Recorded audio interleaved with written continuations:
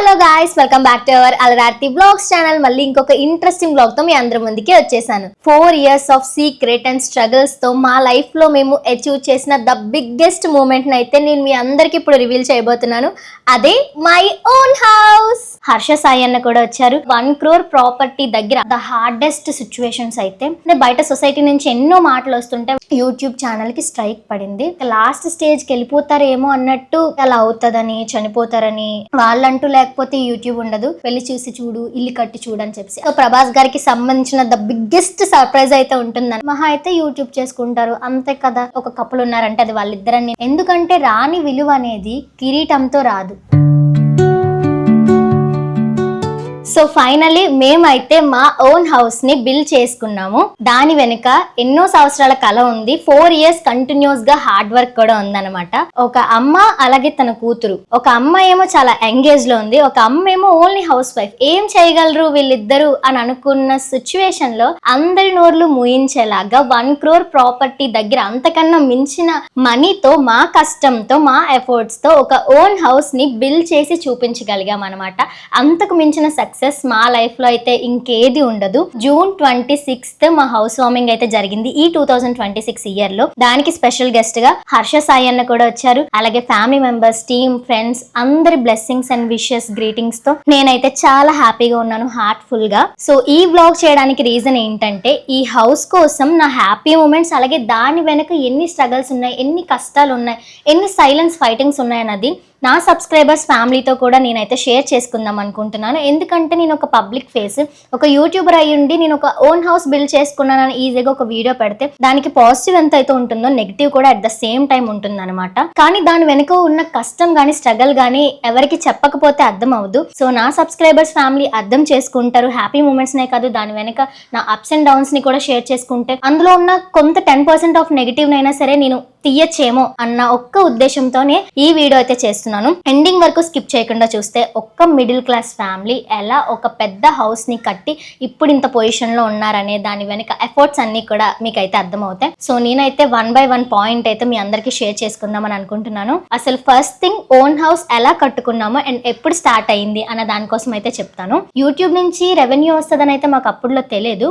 కాకపోతే మేము ఎక్స్పెక్ట్ చేయకుండా మా టాలెంట్ బయటికి వెళ్తే చాలని కృషితో చేసిన దానికి దేవుడు మాకు తగినంత ప్రతిఫలం అయితే ఇవ్వడం స్టార్ట్ అయింది. మా అక్కని చదివించుకుంటూ, ఇంట్లో ఖర్చులన్నీ చూసుకుంటూ, ఇంకా బయట ఏమి సాయాలున్నా చేసుకుంటూ, ఇంకా మిగిలింది ఏదైతే ఉందో అది ఎంతో కొంత పక్కన పెట్టుకొని ఇన్వెస్ట్ అనేది చేయాలని మా మమ్మీ అయితే అనుకున్నారు. ఎందుకంటే ఓన్ హౌస్ అనేది మా మమ్మీకి ఎప్పటి నుంచో డ్రీమ్ అనమాట. సో ఒక మిడిల్ క్లాస్ ఫ్యామిలీలో ఉండి ఇలా ఇద్దరు ఆడపిల్లలతో మీరు ఏం చేయగలరు, ఏం చేయలేరు, వాళ్ళకి పెళ్లిళ్ళైనా చేయగలరా, మీరు ఏదైనా కట్టుకోగలరా అని అఫ్ కోర్స్ తెలిసిందే. బయట సొసైటీ నుంచి ఎన్నో మాటలు వస్తుంటే వాటన్నిటితో మమ్మీ సింగిల్ గా పోరాడారు. ల్యాండ్ కోసం అయితే సెర్చింగ్ స్టార్ట్ అయ్యి అనమాట. సో ఇది 4 years బ్యాక్ జరిగింది, 2023-22 ఆ టైమ్స్ నుంచి కూడా ఎన్నో రకాల సైట్స్, ఎన్నో డిఫరెంట్ ప్లేసెస్ లో మాకు తీసుకెళ్లి అప్పుడు ఎఫర్ట్స్ పెట్టింది అయితే హేమంత్ అన్య, ఈశ్వర్ అన్య, సంతోష్ అన్య, అలాగే మాతో పాటు ప్రతి విషయానికి మా ఇంట్లో ఒక మగపిల్లాడిలా తిరుగుతున్న సౌరిక్ సార్ అండ్ మా మమ్మీ, మేము ప్రతి ఏరియాలోకి వెళ్ళి చూసుకుంటూ ఉండగా ఫైనల్లీ మేము ఇప్పుడు హౌస్ బిల్డ్ చేసుకున్న ఆ లొకేషన్ లో అయితే మాకైతే మొత్తానికి హౌస్ అయితే ఒక ల్యాండ్ దొరికింది. సో అప్పుడు మేము తీసుకునేటప్పుడు అయితే అది మేము 160 square feet లో అయితే తీసుకున్నాము. సో దానికి ఓన్లీ యూట్యూబ్ రెవెన్యూయే కాదు, 4 years బ్యాక్ నాకు అంత అమౌంట్ కూడా ఏదో సెటిల్డ్ గా మాత్రమే ఉండేది. దానికి తీసుకోగలిగామంటే మా అమ్మ గోల్ తాకట్టు పెట్టారు. హౌస్ లోన్, హోమ్ లోన్ కూడా తీసుకోవడం జరిగింది అనమాట. దానికి ఎవ్రీ మంత్ ఆ ఈఎంఐలో చిన్న చిన్న ఖర్చులో ఏదో ఒకటి సాయానికి ఇవ్వడానికి నా యూట్యూబ్ అయితే మెయిన్ హెల్ప్ అయింది అనమాట. 4 years బ్యాక్ జరిగిన భూమి పూజ నుంచి అది కన్స్ట్రక్ట్ అయ్యేంత వరకు వీక్ ఒక 3 or 4 times అయినా సరే మా మమ్మీ అండ్ మా మమ్మీతో పాటు సౌరిక్ సార్ కూడా కంటిన్యూస్ గా తిరిగేవారు అనమాట. ఆ తర్వాత హేమంత్ అనే వాళ్ళు కూడా ఏం సజెషన్స్ ఉన్నా చెప్తూ ప్రతి దాంట్లో తోడుగా ఉంటూ వీళ్ళందరూ కలిపి ముందుకు నడిపించారు. ఈ అన్నిట్లో మా మమ్మీ హార్డ్ వర్క్ అయితే చాలా ఉంది. ఆవిడకి హెల్త్ ఎలా ఉన్నా, ఎంత సిచ్యువేషన్ లో ఉన్నా, నేను షూట్స్ చేసుకుంటున్నా, కొన్నిసార్లు నన్ను వేరే వాళ్ళకి అప్పు చెప్పి మరీ వెళ్ళి మళ్ళీ నా దగ్గరికి వచ్చి అన్ని సెటిల్డ్ గా చాలా బాగా మేనేజ్ చేసుకున్నారు. సో సెకండ్ థింగ్, ఈ జర్నీ స్టార్ట్ చేశాక ఈ 4 years లో మాకు ఎదురైన ద హార్డెస్ట్ థింగ్స్ అయితే హెల్త్ ప్రాబ్లమ్స్ అవ్వడం అనమాట. సో మా మమ్మీకి అయితే అసలు హెల్త్ బాగాలేకుండా అయిపోయింది ఒక 2 years బ్యాక్. ఇక లాస్ట్ స్టేజ్కి వెళ్ళిపోతారేమో అన్నట్టు చాలా అంటే చాలా ఆ టైంలో సఫర్ అయ్యామన్నమాట. అండ్ ఆ తర్వాత మా అక్కకి కూడా హెల్త్ బాగాలేదు, చాలా సివియర్ కండిషన్ లోకి వెళ్ళిపోయి చాలా different of health issues face చేశారు. ఇలా దీని నుంచి కోలుకున్న తర్వాత మళ్ళీ మా డాడీకి కూడా అసలు హెల్త్ బాగాలేదు,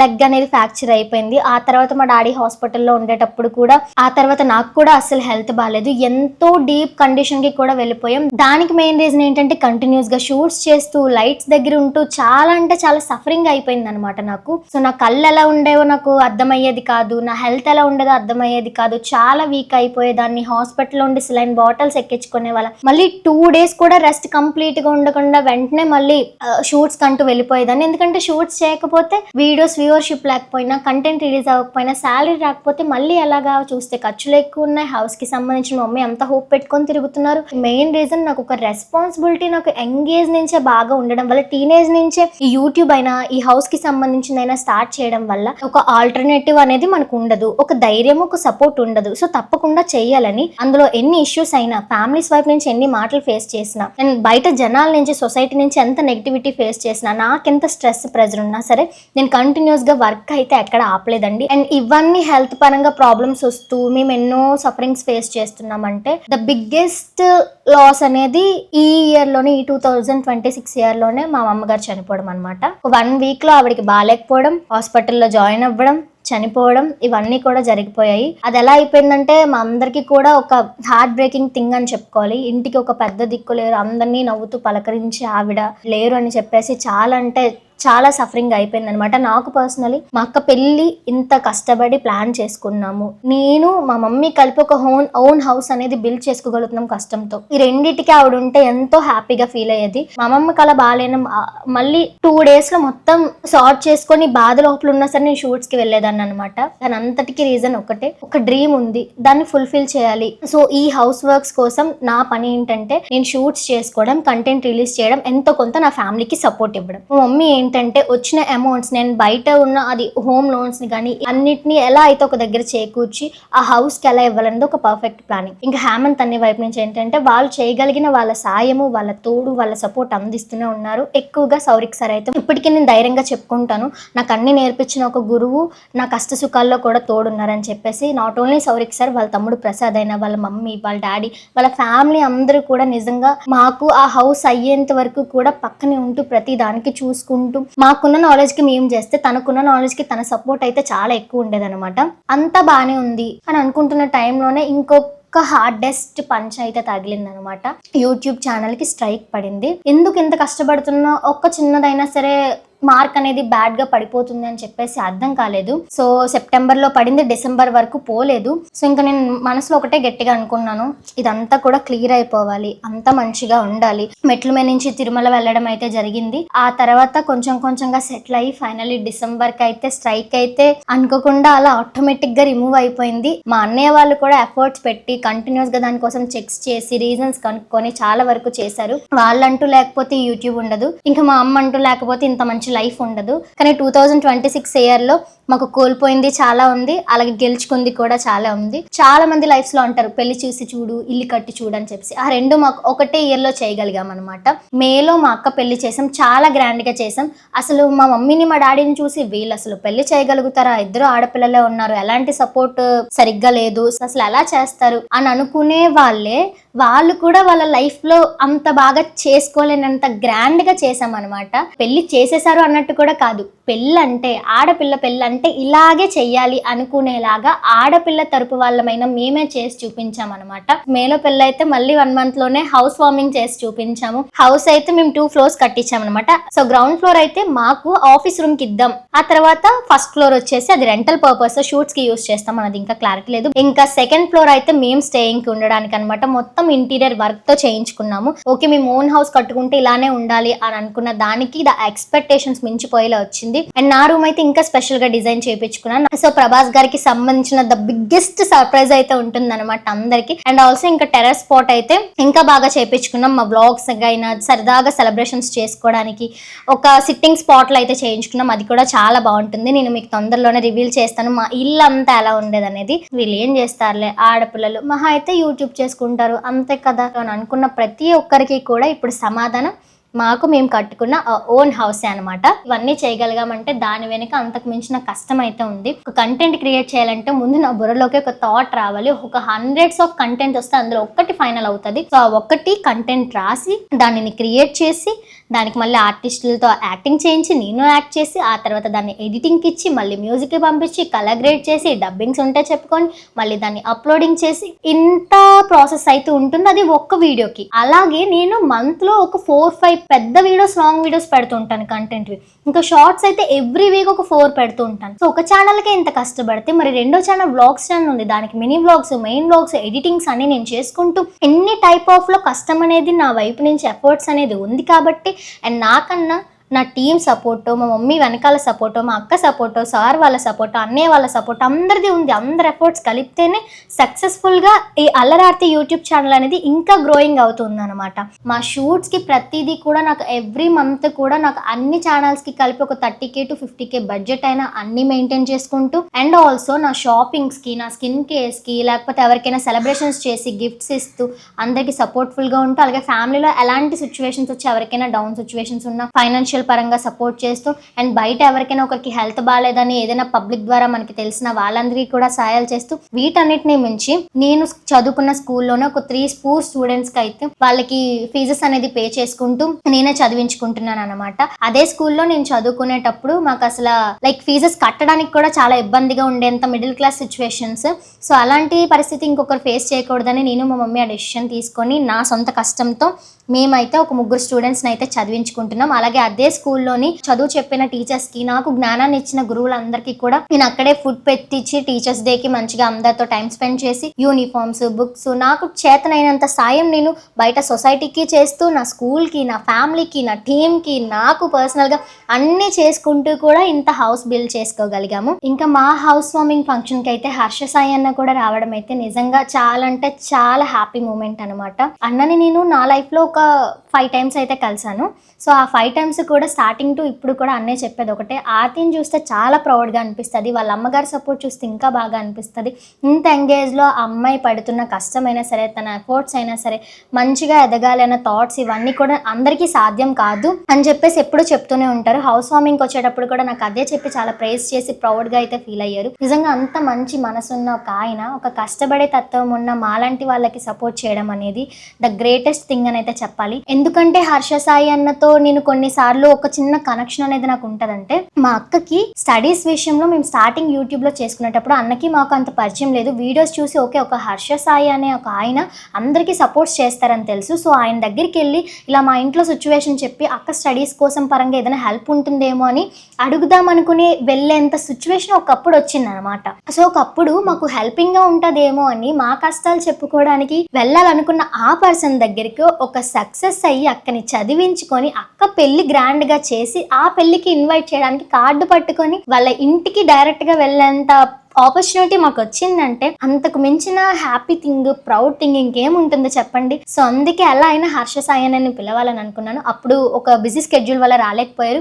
బట్ హౌస్ వార్మింగ్ అయితే 200% వస్తానని అన్నారు. అలాగే మాట నిలబెట్టుకున్నారు. ఆ తర్వాత మన టీం మెంబర్స్, మన ఫ్యామిలీ, ఫ్రెండ్స్ వచ్చిన వాళ్ళందరూ కూడా చాలా బాగా విష్ అండ్ బ్లెస్ చేశారు. ఇంకా మా కజిన్స్ అయితే మాత్రం ఎలాంటి పనిలో అయినా ముందు ఉంటారు. ఇంకా సౌరిక్ సార్ వాళ్ళు, ప్రసాద్, నాకు అండ్ సూర్య అన్నయ్య, అలాగే ఉమేష్ అన్య ఈ హౌస్ వార్మింగ్కి సంబంధించిన అన్ని విషయాల్లో కూడా నాకు వీడియోస్ తీస్తూ క్యాప్చర్ చేస్తూ అన్ని విషయాల్లో సపోర్ట్గా తోడుగా ఉన్నారు. అలాగే నాని బాబా, పింకీ అక్క కూడా వచ్చి ఒక మంచి గిఫ్ట్ తీసుకొచ్చి నన్ను చక్కగా సపోర్ట్ చేస్తూ నన్ను బ్లెస్ చేస్తూ, వాళ్ళు కూడా నా లైఫ్లో ఎలాంటి బిగ్గెస్ట్ ఈవెంట్ జరిగినా సరే తప్పకుండా వస్తూ వాళ్ళ ప్రెజెన్స్ని ఇస్తూ సపోర్ట్ అయితే ఎప్పుడు చేస్తారు. నాకంటూ క్రియేటర్ లైఫ్లో ఒక ఇన్స్పైరింగ్ ఆర్ సపోర్ట్ పీపుల్ ఒక కపుల్ ఉన్నారంటే అది వాళ్ళిద్దరని నేను ఎప్పుడు చాలా బెస్ట్గా చెప్పుకుంటాను అనమాట. సో ఇన్ని జరుగుతూ చాలా అప్స్ అండ్ డౌన్స్ ఫేస్ చేసి మొత్తానికి 4 years పట్టిందనమాట ఆ ఓన్ హౌస్ బిల్డ్ అవ్వడానికి. ఇంకోటి మేము మా లైఫ్ అంతా కూడా అక్కడ హౌస్లో హ్యాపీగా స్టే చేయగలము అంటే మేము కొంతమందికి కృతజ్ఞతగా ఉండాలి అంటే అది ఫస్ట్ థింగ్ ఎప్పుడు మా మమ్మీ ఉంటారు. నా కష్టం ఎంత ఉన్నా సరే దానికి మించిన డబుల్ త్రిబుల్ కష్టం అయితే మా మమ్మీదే ఉంది. అన్ని వర్క్స్ మేనేజ్ చేసుకోవడం అయినా, తను పడిన మాటలు అన్నీ కూడా ఇప్పుడు దాని అన్నిటికీ పే ఆఫ్ అయిపోయిందనమాట. నిజంగా అమ్మ థ్యాంక్ యూ సో మచ్, నువ్వంటూ ఉండబట్టి మాకు ఒక మంచి లైఫ్ని ఇచ్చావు. సో నాకంటూ నా జీవితంలో ఏదైనా దైవంతో సమానం ఉందంటే అది మా మమ్మీయే. నాకు ఇంత మంచి లైఫ్ ఇచ్చినందుకు మా అక్కకి కూడా థ్యాంక్స్ చెప్పుకోవాలన్నమాట. తను చదువుకోవాల్సిన ఏజ్ నుంచి, తన స్కూల్కి వెళ్ళే ఏజ్ నుంచి, ఇప్పుడు పెళ్ళయి వేరే ఇంటికి వెళ్ళిన ఏజ్ వచ్చినా సరే మాకు ప్రతి విషయంలో నన్ను ఒక చిన్న పిల్లలా చూసుకుంటూ, ఒక సాయం అనగానే ఇంట్లో కూడా ఒక పెద్ద కూతురులో ప్రతిదీ చేసుకుంటూ, తన సాక్రిఫైజెస్కైనా దేనికైనా సరే నేను నిజంగా ఎన్ని థ్యాంక్స్ చెప్పుకున్నా తక్కువే అనమాట. అండ్ ఆ తర్వాత సౌరిక్ సార్కి నేను చాలా థ్యాంక్స్ చెప్పుకోవాలి. ప్రతి విషయంలో సపోర్ట్గా ఉంటూ, కష్టం అనగానే మాకు గుర్తొచ్చే, మా ఫ్యామిలీకి గుర్తొచ్చే ఒక సపోర్ట్గా. ఆ తర్వాత మా హేమంత్ అన్నికి కూడా థ్యాంక్స్ చెప్పుకోవాలి. నా కంటెంట్ లైఫ్లో అయినా సరే, నా పర్సనల్ లైఫ్లో అయినా సరే ఒక బిగ్ బ్రదర్గా ఉంటూ, ప్రతి మంచి చెడును టీచ్ చేస్తూ, నాకు ఒక ఓన్ బ్రదర్గా, ఇంకా ఓన్ బ్రదరే అనుకున్నంత నా హేమంత్ అన్నికి కూడా నేను చాలా థ్యాంక్స్ చెప్పుకోవాలి. సో ఈ పర్సన్స్కి అయితే నేను పర్టికులర్గా చాలా అంటే చాలా థ్యాంక్స్లు చెప్పుకోవాలి. నాకు నేను ఒక కొటేషన్ డెడికేట్ చేసుకోవాలి అంటే నేను ఒకటే చేసుకుంటాను. అలాగే నాలాంటి ఎంతో మంది మిడిల్ క్లాస్ అమ్మాయిలకి కూడా నేను చెప్పేది ఒకటే, దేవుడు మిడిల్ క్లాస్ అమ్మాయిని రాణి చేయాలనుకుంటే తనకి ముందు కిరీటం ఇవ్వడు, బాధ్యతలు ఇస్తాడు, ఒంటరిగా నడిచే దారులు ఇస్తాడు, పరీక్షలు ఇస్తాడు. ఎందుకంటే రాణి విలువ అనేది కిరీటంతో రాదు, తను యుద్ధం చేసి గెలిచిన గాయాలతోనే తన విలువ ఏంటన్నది తెలుస్తుంది. నా గెలుపుకి నా విలువ ఏంటి, నేనేంటి అన్నది ఇప్పుడు నా ఫ్యామిలీ, నా ఫ్రెండ్స్, నా సర్కిల్ ఉన్న వాళ్ళందరితో పాటు సబ్స్క్రైబర్స్కి కూడా తెలిసింది. మిడిల్ క్లాస్ వాళ్ళు అనుకుంటే సాధించలేదంటూ ఏది ఉండదు. అబ్బాయిలే కాదు అమ్మాయిలు కూడా ఎందులోనే తక్కువ కాదు అన్నది ఇంకొకసారి నేను మా మమ్మీ అయితే నిరూపించాము. అండ్ చాలా మంది మా గురించి నెగిటివ్గా అనుకున్న వాళ్ళందరికీ కూడా ఒక గుణపాఠంలా చెప్పాను. సో ఇంతకు మించి నా లైఫ్లో ఇంకా బిగ్గెస్ట్ అంటూ ఏముండదు. నేను పెడుతున్న ప్రతి కంటెంట్ని చూసి, నా వీడియోస్ని ఆదరించి, నా కష్టాన్ని గుర్తిస్తున్న ప్రతి ఒక్క సబ్స్క్రైబర్కి కూడా, నిజంగా ప్రేక్షక దేవులందరికీ కూడా చాలా అంటే చాలా థ్యాంక్స్ చెప్పుకుంటున్నాను హార్ట్ఫుల్గా. సో ఈ వీడియోని ఎండింగ్ వరకు స్కిప్ చేయకుండా చూసిన వాళ్ళందరికీ thank you so much. And అప్పుడే అయిపోయిందని అనుకోకండి. మా హౌస్ చూడాలనుకున్న, హౌస్ వార్మింగ్ చూడాలనుకున్న, మన ఫంక్షన్కి వచ్చిన గెస్ట్లని చూడాలనుకున్న, అండ్ మా మొత్తం హోమ్ని చూడాలనుకున్నా సరే మీరు నెక్స్ట్ వచ్చే వ్లాగ్స్కి అయితే స్టే ట్యూన్గా అయితే ఉండాలి. నెక్స్ట్ వచ్చే అప్కమింగ్ వ్లాగ్స్ అన్నిటిలో కూడా నేను ప్రతిదీ కూడా షేర్ చేసుకుంటాను. అలాగే నేను చెప్పాను కదా ప్రభాస్ గారితో ఒకటి లింక్ అయి ఉంటుందని, అది కూడా నెక్స్ట్ వీడియోస్లో రివీల్ చేస్తాను. అది చూసి నిజంగా అందరూ ఎగ్జైట్ ఫీల్ అవుతారు. నిజంగా ఇంత అభిమానమా, ఇంత పిచ్చ ఆర్తికి అని మీ అందరికీ అర్థమవుతుంది. సో అందుకే నెక్స్ట్ వీడియోస్ కోసం స్టే ట్యూన్ గైస్. మళ్ళీ కలుద్దాం. బాయ్. సబ్స్క్రైబ్.